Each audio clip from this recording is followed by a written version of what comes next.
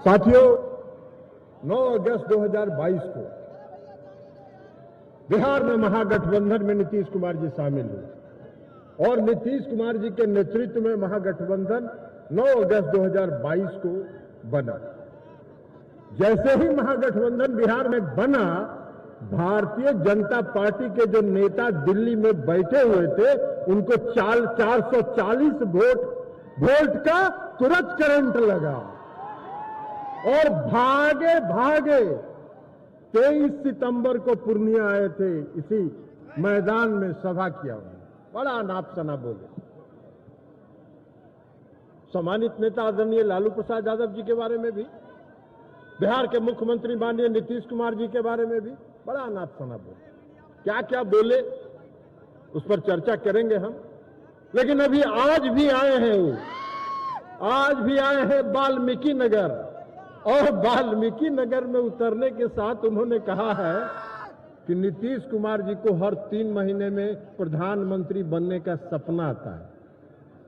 अमित शाह जी, आप देश के गृह मंत्री हैं, आप देश के गृह मंत्री हैं। नीतीश कुमार जी को प्रधानमंत्री बनने का सपना नहीं आता है।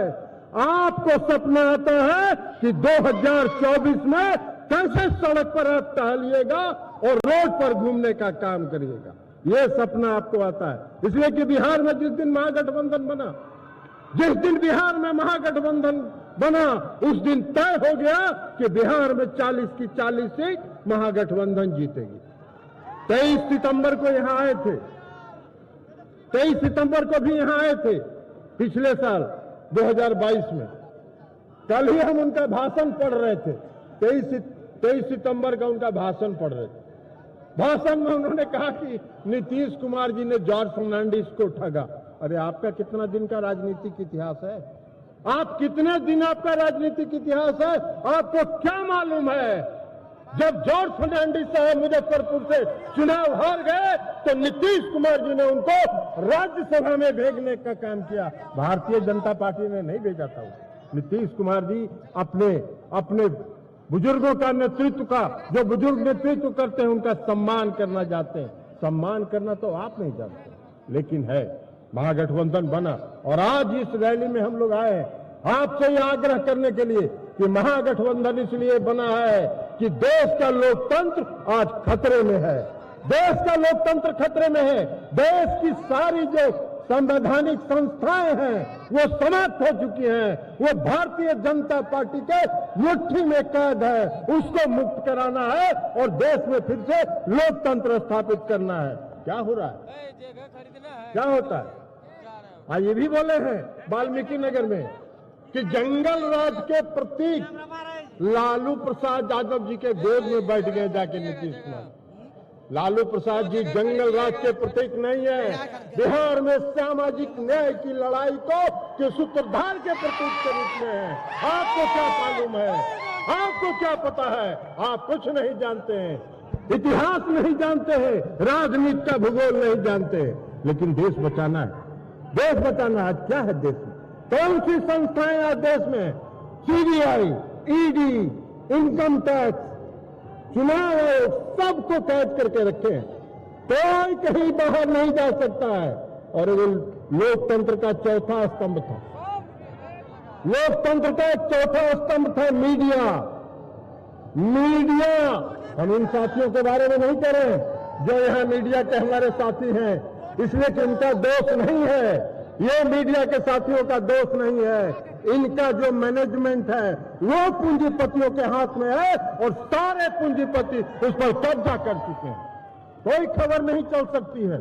आज अगर लालू जी के यहाँ छापा पड़ जाए, 15 दिन तक खबर चलता रहेगा।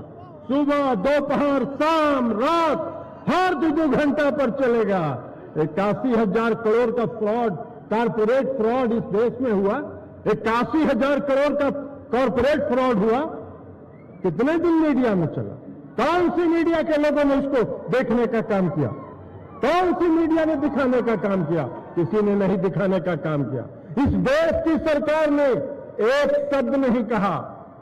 कभी भी तो कहते भाई माननीय गृह मंत्री जी प्रवचन तो आप दे रहे हैं, प्रवचन तो दे रहे हैं, तो यह भी तो कहते हैं कि 81,000 करोड़ रुपए का कारपोरेट फ्रॉड इस देश में हुआ कि नहीं हुआ। आप यह भी तो कहते हैं कि अगर हुआ है तो हम उसकी जांच कराएंगे, दोषियों को दंडित करेंगे। किसका पैसा गया? किसका पैसा गया? ये लोगों का पैसा गया, इन लोगों का पैसा गया, देश की जनता का पैसा गया। लाखों करोड़ रुपया जो जीवन बीमा निगम में, LIC में जो लोगों ने इन्वेस्ट किया है, 18,000 करोड़ रुपए का घाटा एक दिन में हुआ। 18,000 करोड़ रुपए का घाटा LIC को एक दिन में हुआ। कोई पूछने वाला नहीं है। आज तक सरकार एक शब्द नहीं बोल रही है। सरकार ने कभी चर्चा भी नहीं किया कि यहां देश में फ्रॉड हुआ कि नहीं हुआ। इसकी जो भी समाचार हैं वो इंटरनेशनल मीडिया में आ रहे हैं, इस देश की मीडिया नहीं दिखा रही। इसलिए इस देश की मीडिया दिखा कैसे सकती है? इस देश की मीडिया तो वही दिखाएगी जो वहां से स्क्रिप्ट उनको दिया जाएगा। तो इसलिए लोकतंत्र खतरा में है, लोकतंत्र खतरा में है। आज एक भी जरा पूरे देश में भारतीय जनता पार्टी के नेताओं को हम चुनौती देते हैं कि पूरे देश में एक भी भारतीय जनता पार्टी के नेता के यहां कोई छापा पड़ा क्या?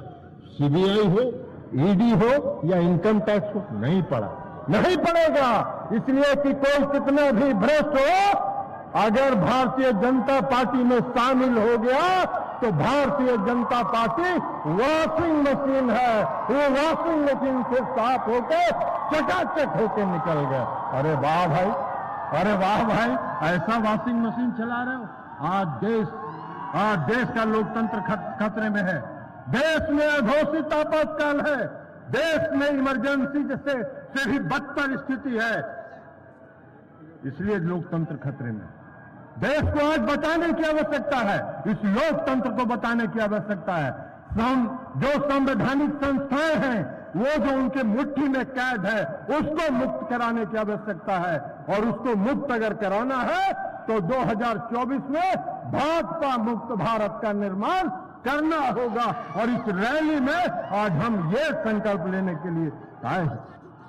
तो इसलिए साथियों, हम आपसे आग्रह करने के लिए आए, हम आपसे विनती करने के लिए आए हैं। अभी आदरणीय मुख्यमंत्री जी को बोलना है, उप मुख्यमंत्री जी को बोलना है। हम उनसे के लिए ज्यादा समय नहीं लेंगे, लेकिन हम इतना जरूर कहेंगे कि हम सबों को तैयार रहना चाहिए, हम सबों को तैयार रहना चाहिए 2024 के लिए।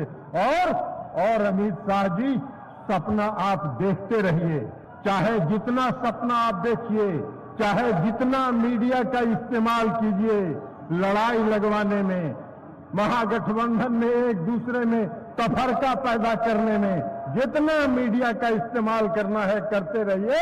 महागठबंधन एक है, एकजुट है और एकजुट रहेगा। और 2024 में भाजपा मुक्त भारत का निर्माण करके ही दम लेगा। इन्हीं शब्दों के साथ मैं अपनी बात समाप्त करता हूं। बहुत बहुत धन्यवाद।